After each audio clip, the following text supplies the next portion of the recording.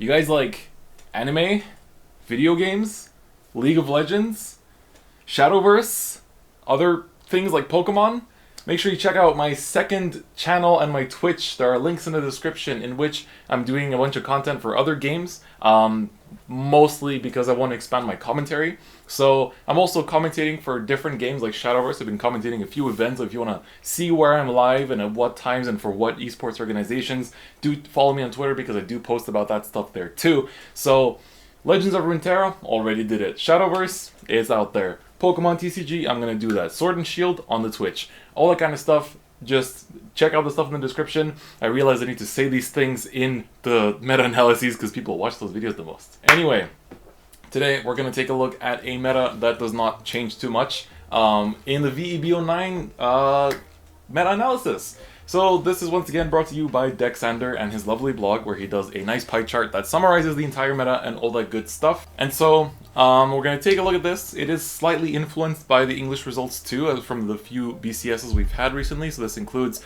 Toronto, Mouveau, and that's actually the only ones so far at the time we're recording this and uploading, hopefully. But so, yeah, the meta has not changed too much since the last one. It might change a bit more in the next one, but I mean, spoiler alert, honestly, looking at the future sets, I feel like it's not going to change too much until the next restriction list comes out, but it's more just going to be more and more decks adding to the pie chart rather than the big pieces getting reduced too much. So that's my prediction. If I'm wrong, I'll be happy. If I'm not, I mean, I guess I'll still be happy because my prediction is right. But anyway, let's take a look at the pie chart. Which seat should I align myself with? Maybe let's go with this side. So, here is your lovely pie chart. And as you can see, nothing much has changed. Murakumo is still kicking with that lovely 25.7%. A whole quarter of the pie chart is just Murakumo tops. That's incredible. It really is. And a lot of these events are VMCs and BCSs and VGCSs and not really, actually basically no team tournaments. These are all single events, which is pretty interesting for statistics wise, but that's usually how it is at the end of the year. And so, yeah, Murakumo being 25%, who would be surprised? I wonder what kind of restriction we're going to see on the restriction list. Definitely not Shirayuki and hyu-ga choice restriction. Honestly, that deck is just a little bit too crazy right now. I'm going to probably say this every video. It's kind of like Bermuda, but just stronger and does a lot more things. Bermuda, at least, you know, it was crazy strong, but it was just aggro, per se, like aggro in big numbers, whereas this is everything. It's defense, aggro, great mixing engines, searching stuff. I mean, for the record, Bermuda did that too, but it's just so many things in one deck, and it just feels like a little bit too much. It's pretty interesting how Murakumo, I mean, if you told the G player that Murakumo is the best deck in the game, they wouldn't believe you whatsoever, but yeah, that's the world we live in. Then, Shadow is taking up 17%. I'm going to kind of skip through the decks that we've talked about a lot. Shadow is taking up 17%. I mean, again, it's a great consistent deck. It's very strong. Force numbers help it survive against Murakumo too, and against, well, the other, I mean, if you look at most of this pie chart, it's just mostly Axel decks, so let's be real. But, you know, it helps you to survive against the other meta decks. And because of that, you're able to essentially just stabilize and then win with your own win con. Then Pale Moon. We are now seeing more and more of the Brassy Bunny build taking place in a lot of tournaments and a lot of events. It's just looking like the optimal Pale Moon list because you have your win con of just, you know, spamming the board with Lukier and then swinging a bunch of times and just having great resources, huge hand, big attacks, a big field, everything with Axel circles. But then now with Brassy Bunny, you also have this alternative win con where you can make a stack on the bottom of the deck and then just turbo soul charge through it until you reach that stack and then win the game thanks to like you checking double front or something, or knowing that there's like a 6 damage heal that you can set up and stuff like that. So really good deck right now. It has evolved to some extent because of that Brassy Bunny, and I don't think this deck is going anywhere.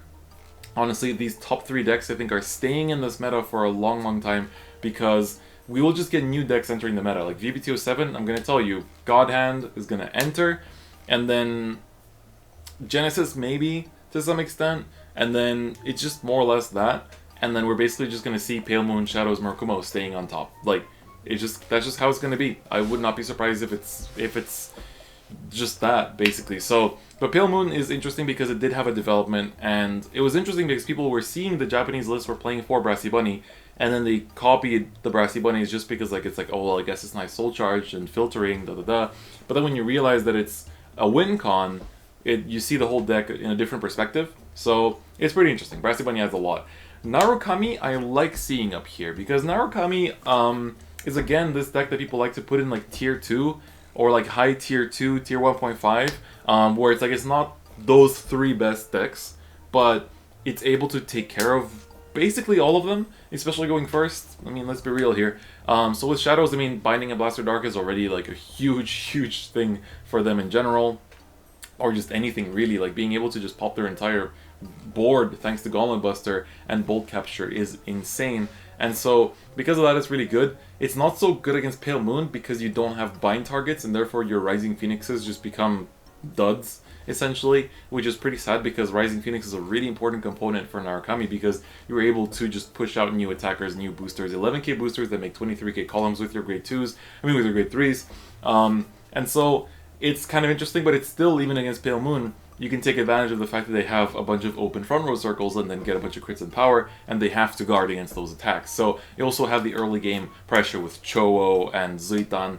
and all that stuff, and just overall the card quality for Narukami is really good. Hopefully when Vanguard comes out it gets even better, and so the deck can stay afloat just like that. And then as for Murakumo, it does have a pretty nice matchup. Just depends on who goes first, really. Depends on like also how good the Narukami player is. I mean, we've seen a lot of Narukami players here that take up a lot of these slots in the statistics, so it's really interesting for that reason.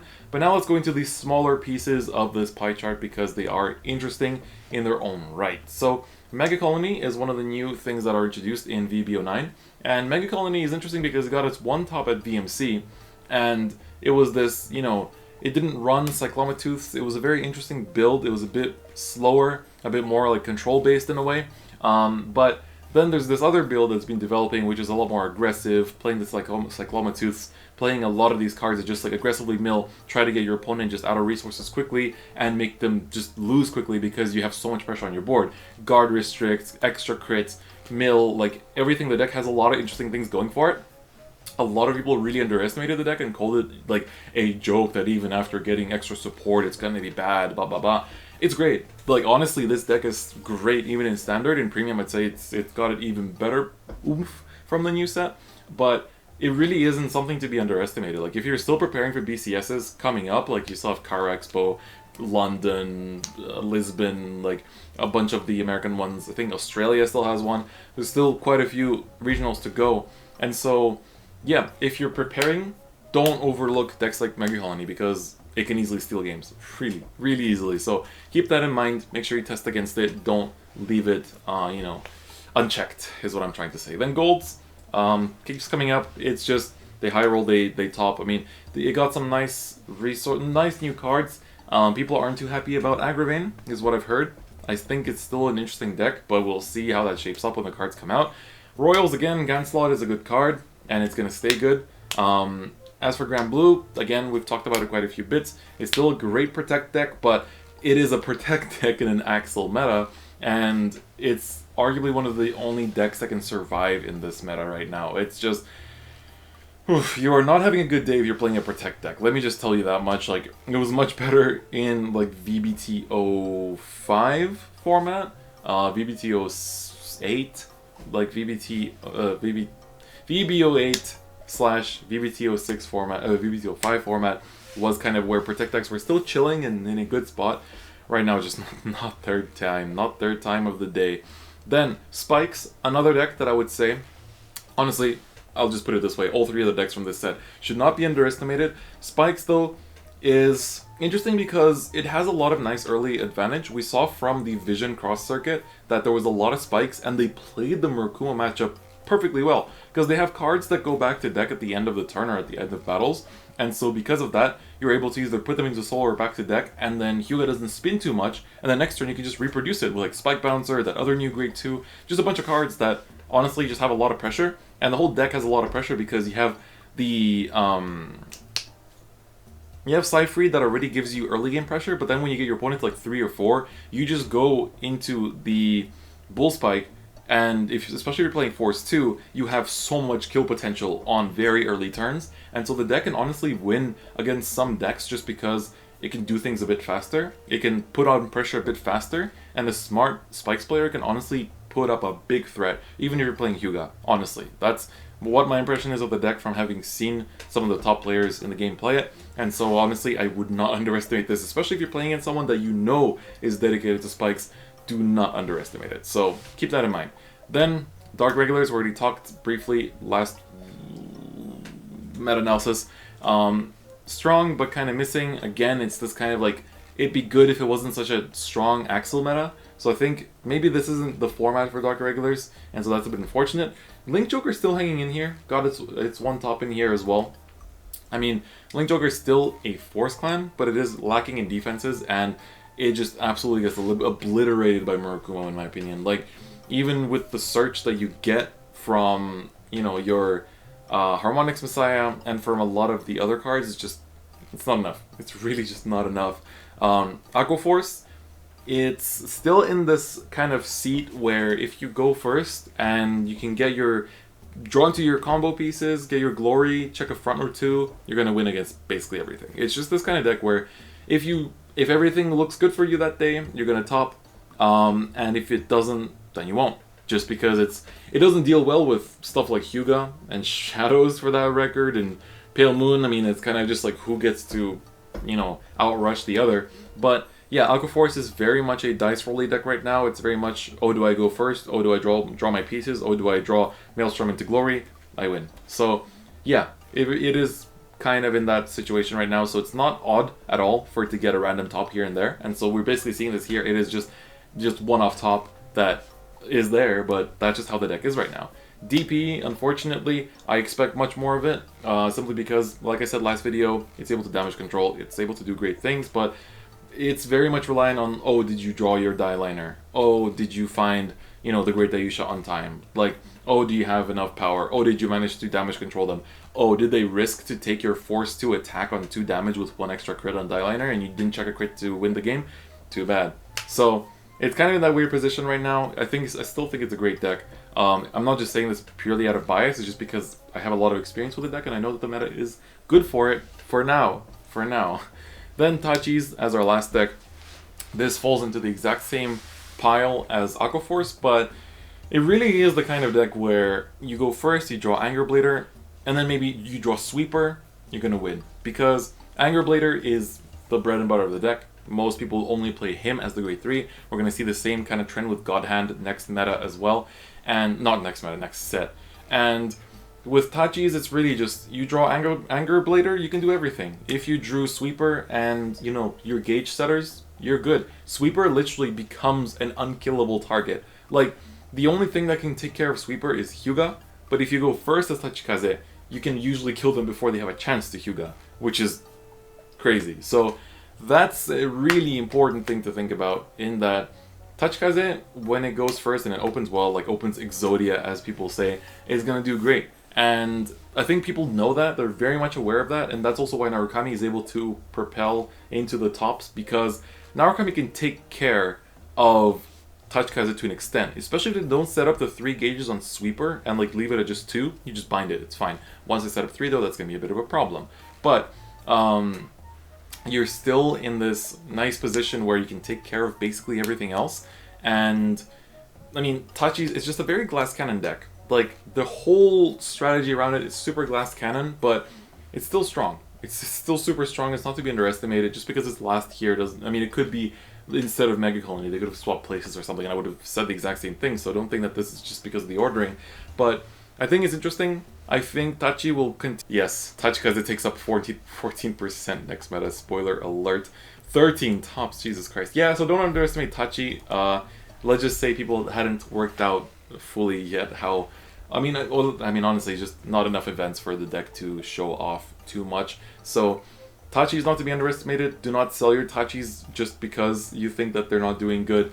They are doing great. So they're going to continue doing great. We'll see in future BCSs too. I'm sure it's going to bring in more results. So the deck is great. It is just reliant on drawing pieces and stuff like that. So yeah, very much reliant on that. So that's it for this pie chart. That is for this meta analysis, and I hope you guys do enjoy it. We are in this kind of format where the top, like, 3/4 really aren't going to change too much. Like, you're going to see Tachikaze rise up next set and maybe take Narukami's spot, and that's kind of it, unfortunately. So this top, at least this top half, is really staying the same. Pale Moon, Shadows, Murakumo. It's going to be permanent for a while. So it's a bit interesting. I mean, some people aren't happy about it, some people are fine with it. I personally wish it was a little bit... I mean, you could say it's diverse because these decks are getting tops, sure.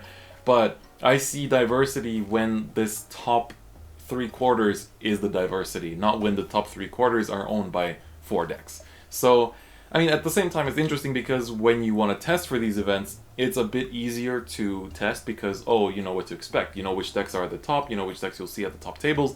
That's what makes testing for premium a bit harder, is that, yes, you have the top decks, but there's so many in the rogue tier that it's borderline impossible to test against everything, especially an experienced player of everything, so that way you kind of end up losing games to some of the rogue decks because you underprepared, whereas you could beat all the meta decks. So it's pretty interesting. I think Premium has an interesting situation right now as well. But for Standard, this is how it's looking right now, on a rough note. So this is just all the tops that have been coming out over V-EB09 format in the Japanese plus some of English format. So if you want to check out all the deck lists, you can check out the link in the description to Dexander's blog, where you can just look through everything. It's a very good resource, so make sure you check that out. And as I said at the beginning, second channel on Twitch. Make sure you follow them, sub to them, etc. I'm active on both, and you know, there's gonna be lots more content coming. That does not mean, do not worry, that there's less Vanguard stuff coming. I'm still producing for this main channel as always. I'm just choosing to use my time a bit more wisely and be able to do a bit more with it, rather than just producing for the main channel and then just twiddling my thumbs, you know, in my free time when I'm not studying. So that's just it on my side, and that's it for this meta-analysis. So I hope you guys enjoyed it. It's a little bit late, although honestly it's not that late. We're not going into VB207 for another couple of weeks, so it's still alright for those of you that are going into like Lisbon this weekend, etc. So that's gonna be it for me today. I hope you guys enjoyed this video. Do check out all the stuff in the description as I said, and that's gonna be it for me today. So I'll see you guys next time. Bye bye.